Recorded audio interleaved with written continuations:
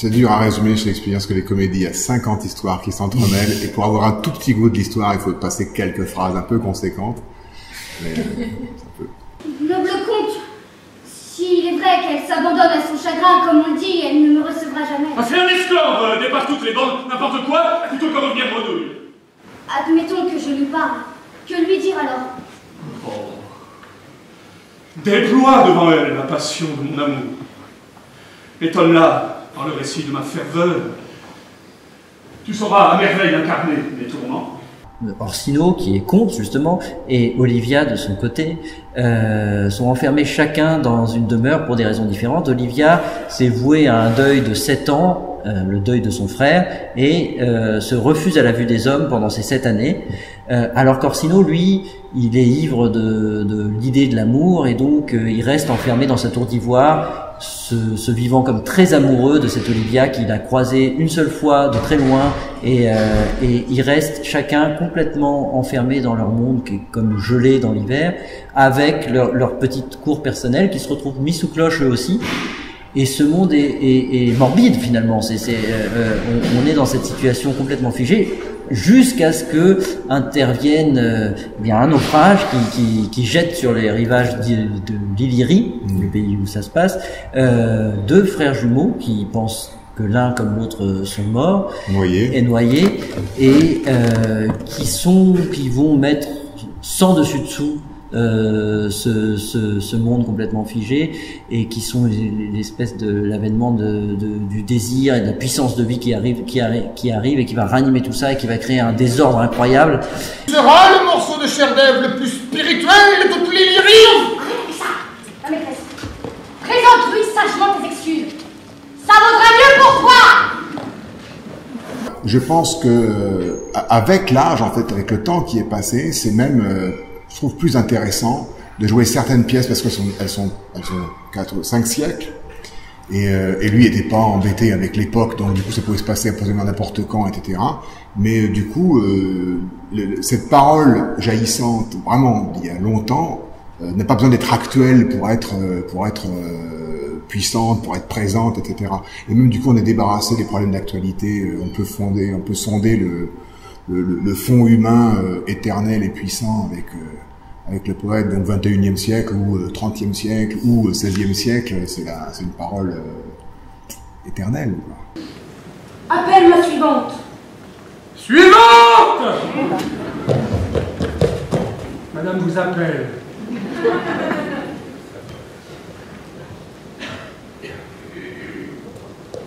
Va me chercher mon voile. Jette-le sur mon visage.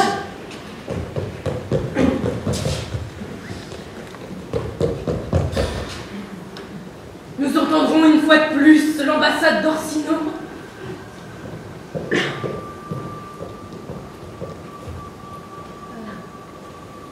Laquelle est la maîtresse de maison? Parlez-moi. Je répondrai pour elle. Vous désirez? On a retravaillé le texte je crois qu'on en est très proche, même si à certains moments on retrouve les mêmes libertés que Shakespeare prenait et qui volait à ses acteurs qui étaient en train d'improviser et qui retranscrivaient en disant ah très bien, par exemple les bouffons chez Shakespeare qui improvisaient beaucoup, et lui il se chargeait de le réintégrer dans sa partition de manière très précise, et nous on a essayé dans une moindre mesure bien sûr, tout en étant extrêmement fidèle, de retrouver cette énergie-là, cette vivacité-là, ce que ça donne de vitalité quoi, à une pièce. Oui, parce qu'être fidèle à la lettre, en fait, on a un problème, parce que quand la lettre est inexacte, elle passe pas en français, elle n'est pas traduite en français, ça ne marche pas. Et elle contient pas seulement une phrase, elle contient une image qui souvent contient une idée, qui souvent contient une émotion. Donc du coup, dès qu'on fausse la lettre, on fausse tout ce qui vient. Donc il faut retrouver, souvent modifier un petit peu la littérature pour avoir accès à l'idée, à l'image contenue, etc., pour que la vraie parole soit puissante. Mais c'est beaucoup d'heures de travail. Destin, montre ta force. Nous ne sommes pas nos maîtres. Ce qui est écrit doit être. Et bien que cela soit. Ça s'est passé délicieusement parce que c'est c'est des grandes œuvres. C'est donc pour nous un travail qui est largement facilité parce que là-dedans il y a, en fait, on se rend compte que chaque instant, chaque scène fait sens les unes avec les autres, même quand on essaie de raconter l'histoire, ça paraît compliqué, mais c'est tellement bien agencé, c'est tellement bien écrit, et on a affaire à l'humanité complètement libérée, donc avec ses faiblesses, ses noirceurs, et Shakespeare arrive à faire de ça une fête. Encore rien, cet animal, on y croirait, hein. Ben non, je te connais pas, non, j'ai pas été envoyé par ma maîtresse pour venir t'inviter à t'entretenir avec elle. Don Césario, c'est pas ton nom, et puis ça, c'est pas mon nez. Rien de ce qui est né. Je t'en prie, va t'empêter d'être poli ailleurs, on ne se connaît pas. On en a travaillé 3 avec Clément et Shakespeare, et en fait c'est facile parce que c'est possible de convertir justement la douleur humaine en chant et en ivresse. Et il sait faire ça, donc on peut se plonger dans tout le caca humain sans se boucher le nez, et il arrive toujours à convertir ça en joie et en fête, quoi. Bon. Voici la comtesse.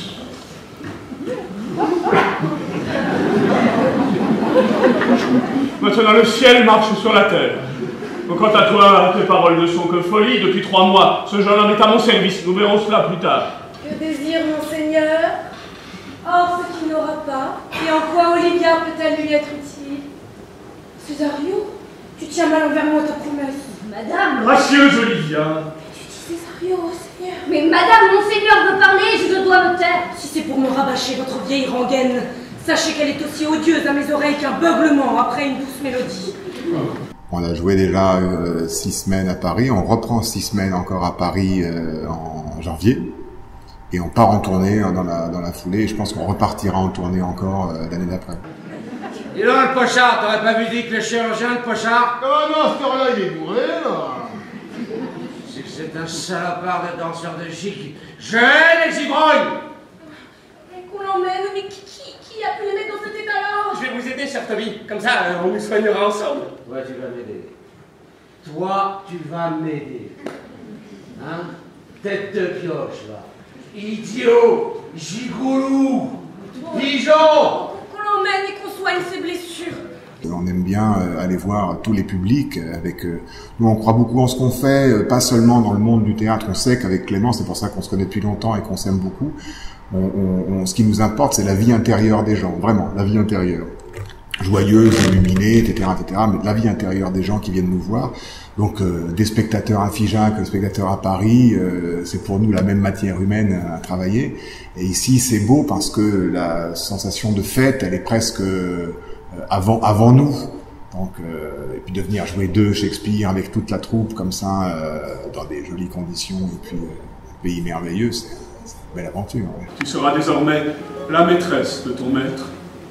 Tu es une sœur. Ma chère sœur, nous ne nous séparerons pas avant que l'heure d'unir nos âmes ne soit venue.